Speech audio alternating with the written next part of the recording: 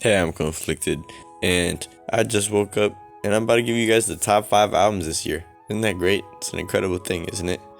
We're gonna just jump into this. I'm pretty tired right now, I'm not gonna lie, but get your cranberry juice, get your Cheerios, and let's get into this.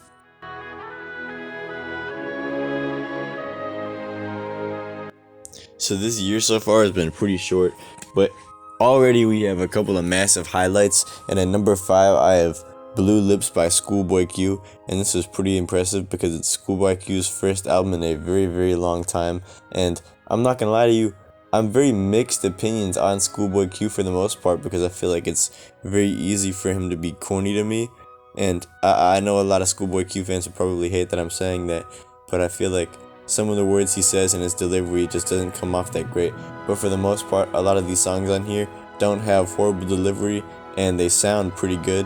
I like the fact that he gets a lot more into his singing stuff on here, as well as he just has a lot of variety on this album. And I love this album cover for the everything, bro. This album cover is beautiful. It's mint. But with that being said, at number 4, I have 21 Savage's American Dream. And this has been something that I've been listening to. I've been listening to a lot of 21 Savage for quite some time now. And I originally didn't know if this was going to be considered a track for a movie that was coming out, but it turns out this is actually just a standalone album. And I think when I heard that, it made it a little bit better, to be honest with you. And a lot of these songs stuck with me. Songs like Sneaky are still in my rotation to this day. And I find that incredible that this album was honestly one of 21 Savage's best put together albums. I've teared up on some of these songs, and I just really enjoyed this album to the maximum. With that being said, at number 3, I have We Still Don't Trust You with Future and Metro Boomin, and I love the fact that they're cooking Drake on this album. I think it's pretty funny, as well as I love a lot of the songs on here. I feel like a lot of people really underappreciated this album, even though it's still massive debut. It had like 130,000.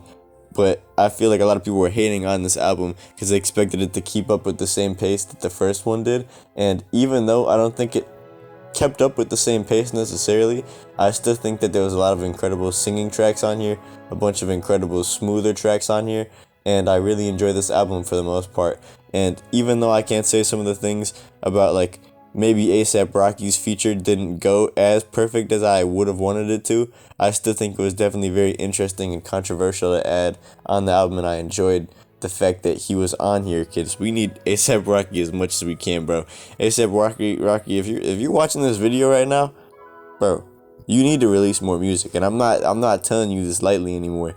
I've been waiting so long that like I'm growing facial hair, bro. I'm about to have 3 children by the time that you drop this next album. You're just as bad as Frank Ocean, bro.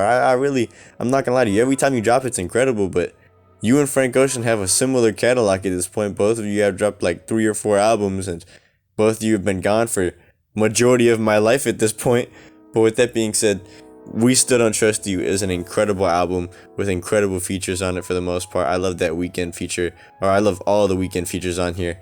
And at number 2, this might surprise a lot of you guys, I have Penalty of Leadership by Nicholas Craven, and I really don't think that Nicholas Craven and Boldy James get enough love. Especially, Nicholas Craven's production is so incredible, and I find it interesting that these top 3 albums, you probably already know what number 1 is, that they all are made by mostly producers. Like, the producers on here are such a massive role in it, and I think that it's been great this year that the producers have really been getting their flowers in. You know what I'm saying? Nicholas Craven is an incredible artist, and last year he had probably my favorite album with Fair Exchange No Robbery, or one of my favorite albums, and I genuinely think that Nicholas Craven deserves a lot more love, and I think this album was beautiful, and I'm very glad that Boldy James has healed real incredible since that car accident that he got in to make this beautiful soundtrack. With that being said, at number 1, I'm sure a lot of you guys seen this, We Don't Trust You by Future. And Future and Metro Boomin, by the way. I like how I just talked about the fact that these producers are doing so well, and then I proceeded to just completely ignore Metro Boomin like he's just a child on the side of the road. That's a bad analogy.